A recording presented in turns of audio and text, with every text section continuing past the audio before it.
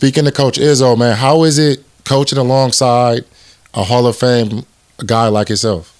Hey, it's funny, right? I said to somebody the other day, I said, in my years here, I got to see an NIT in the Final Four, and people act like NIT is the end of the world.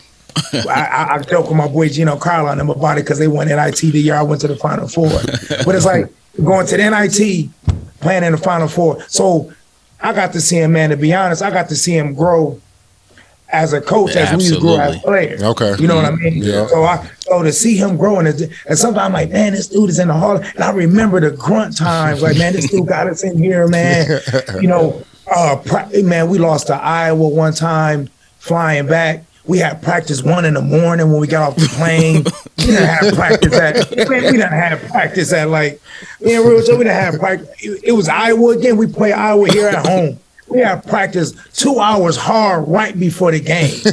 And I'm like, so to see all of that and to see this dude, see Coach Izzo to get to this point, man. I mean, like I said, all that stuff is priceless. It's crazy to me. And he don't like to talk about it, but I'm like, Coach, like you just saying, showing love. Like, Coach, you gotta embrace that, man. Oh, sure.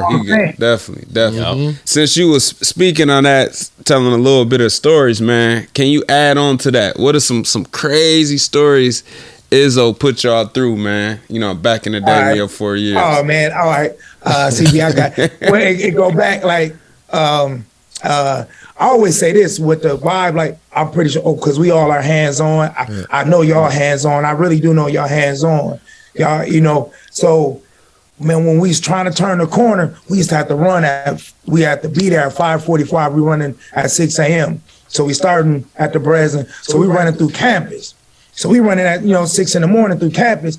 And the thing where I said, Coach, we got to start trusting you with, he was doing it with us. So this curl crazy mug is running with us. We running 3.5 miles. And he had it with us. And then we get to the home stretch, as you know, saying by the Kellogg Center running back towards the Breslin.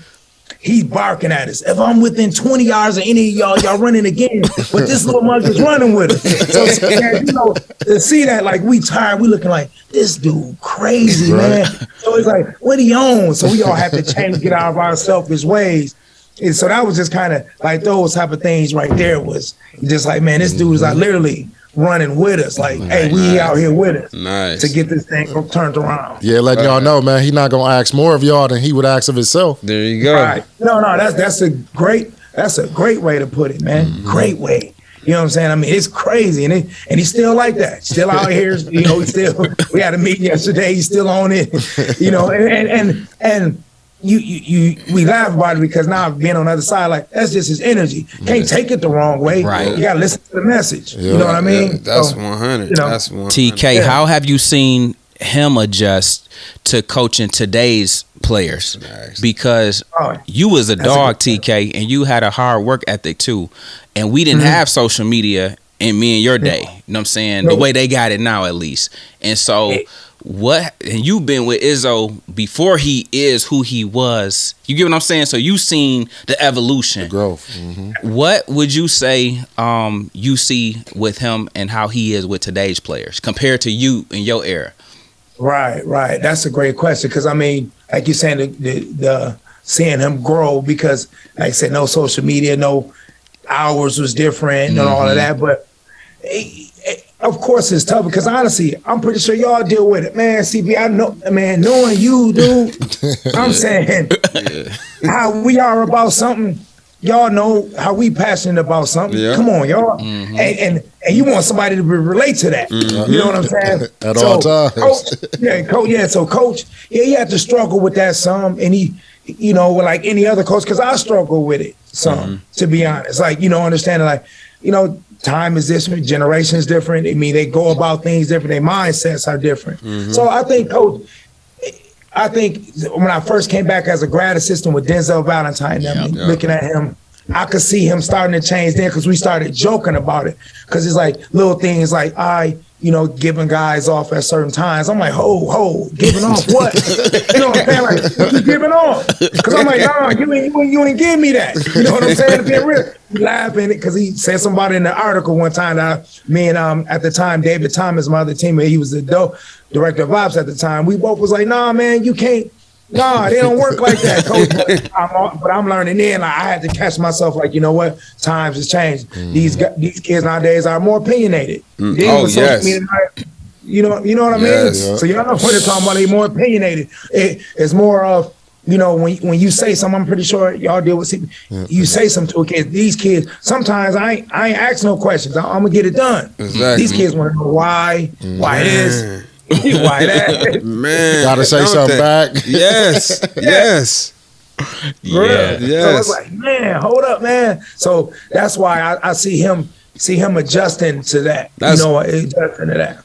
That's great, man, because, the great ones have to adjust to this newness. You know what I mean? Like I told you, I loved the great coaches like the Izzos, the Nick Sabans, because they've been there. They've been coaching since the 70s, man. So think about it. Like every decade, you have to adjust in a sense. You know what I mean? Yeah. Another question, like the strategies, like him being a leader, man, like what are some things that you picked up on some of the strategies he used to motivate his team? You know what I mean? If it's the speeches or he got guys coming in and he got reading poetry or what's some type of different things that...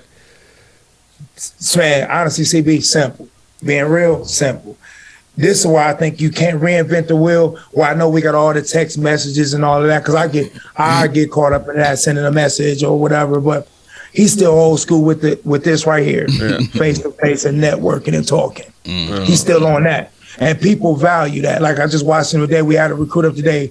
I'm sitting there watching him just to see him talking and to he believes in that kind of network. Yeah, and that's kind of what we've built starting in our time with my team. Because actually, Mateen was in here today, so you got Mateen, Cleese, Mo Pete, all the guys that I rocked with. They all, it was that. That's what he was on. Face, you got a problem? I'm gonna talk to you. Let's talk. Let's, come in my office. He always say this is his thing. He always say this. You want to talk? My door's open. You better bring the goods. You better bring the goods because he's looking for a debate, man. And so it's like, man, like something like, and at that time, coach, I can't win. You know what I mean? So, but that's his thing, CB, man, is that part. And I think with all of us, though, we should never, in some form, if some get that bad, we can't lose this. Because I think a lot of people would mistake a message, a text. Some people, even recruiting, some parents or some misread a text and think I'm saying something a certain way and I'm not. So let me go and call you or let me come see you. Yeah. And let's do it that way. And that's Izzo's thing, man. And that's why the program has been the way it is, because everybody come back.